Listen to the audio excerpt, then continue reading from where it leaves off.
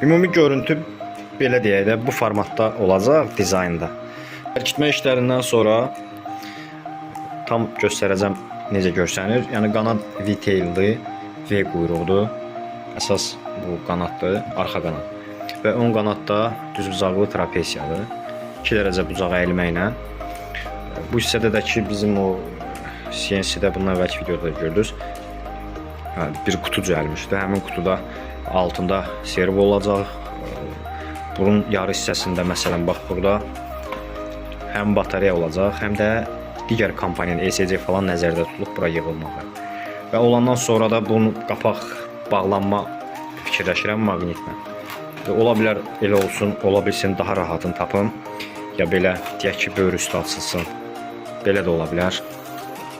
Əslində ola bilər, məndə indi ağlıma gəldi bu. Bəlkə elə belə eləyim. Belə açılsın və bağlansın. Bura petlə düzəltdim müvəqqəti.